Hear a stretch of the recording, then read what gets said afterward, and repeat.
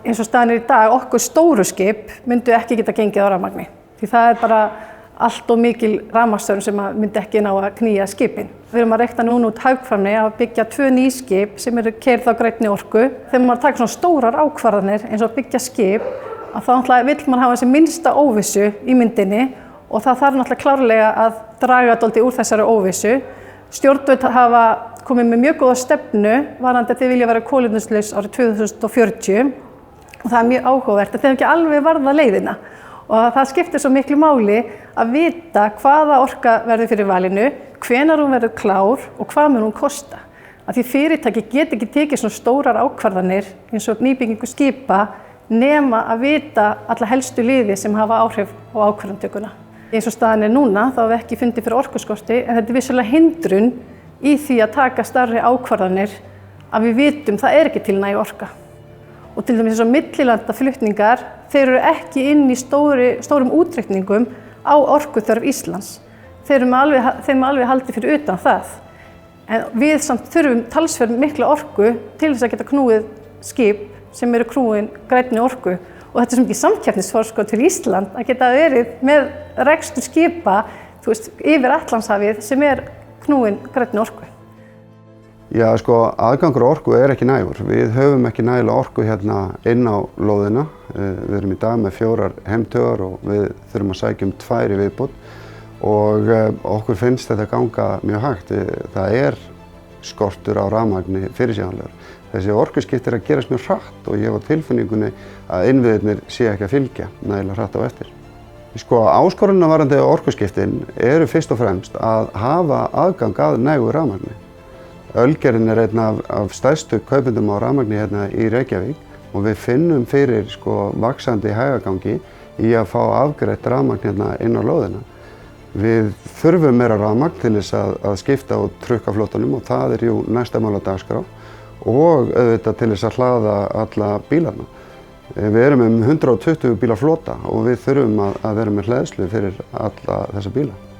Það hafa verið takmarkanir á raforku til brims með nokkrum hætti. Í fyrsta lagi það auðvitað skerðingar á orku til fiskmjölsverksmiðju okkar á Vopnafirði sem hefur mjög mikil áhrif. Á síðasta ári það losaði sú verksmiðja rétt 10.000 tonn af koldíóxíði. Síðan eru innviðir til landtenginga skipa takmarkaðir. Við erum með 750 manns í vinnu. Það allt land og þess vegna skiptir okkur máli í rauninni að við horfum á raforkuframleiðslu og raforkuflutninga sem eina heild og þá að sé alveg ljóst að orku eða raforku til orkuskipta að henni sé forgangsraðað. Þannig erum við í stakk búin í rauninni að taka fjárfestingaákvarðanir nýjan búnað og tengingar, nýja spenna í skip og annað sem við vitum að verði í rauninni nýtanlegar til framtíðar. Helstu áskoranir í orkumálum að ná stóru myndinni saman. Að við skiljum raunverulega hverjir eru stóru hagsmunirnir fyrir Ísland, hvernig getum við tengt hagsmuni mismunandi atvinnugreina við stóru hagsmuni Íslands og síðan mun skipta mjög miklu máli til þess að við leggjum í rauninni af stað út í ferðalag orkuskipta að fyrirsjáanleiki sé fyrir hendi og að við vitum, segjum til 2030, að það verði næg orka til rafvæðingar á skipum í höfnum, fiskmjölsverksmiðjum og öðrum orkufrekum þáttum starfsemi hjá Brim. Það að virkjanamálin og orkumálin séu eðli sín langhlaup, að það kallar á það kannski að það sé langtíma hugsun, en auðvitað eigum að setja markið hátt og ef við erum búin að segja að við ætlum að verða kolefnishlutlaus árið 2040, að það dugir ekki til, þá þurfum við líka að segja og hvernig getum við fylgt því almenna úr hlaði með því að hafa ramman og leikreglurnar skýrar og leyfisveitingaferli.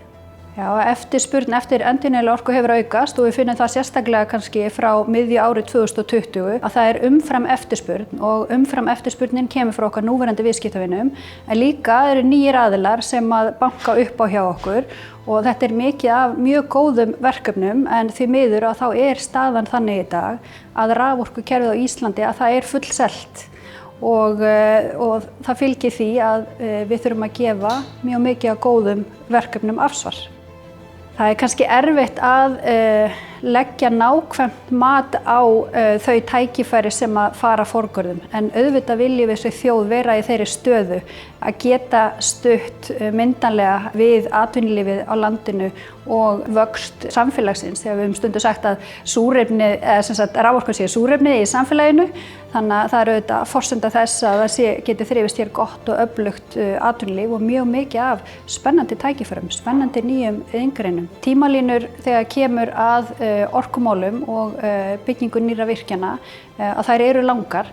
Þannig að við sjáum fram á það að þessi staða sem er upp í dag, við erum í full lestuðu kerfi, að þetta er þröng staða áfram hjá okkur næstu árin og við erum að sjá það að það eru ekki nýjar virkjanir að komast í gagni fyrir en eftir kannski 4 til 5 ár. Þannig að því miður að þá er þetta staða sem nú er uppi og svona í svona nánustu framtíð. En svo þarf að huga því hvað kemur þar á eftir, því að það tekur langur tíma, ekki bara leyfisveitingaferlið heldur líka undirbúningur nýrra virkjana.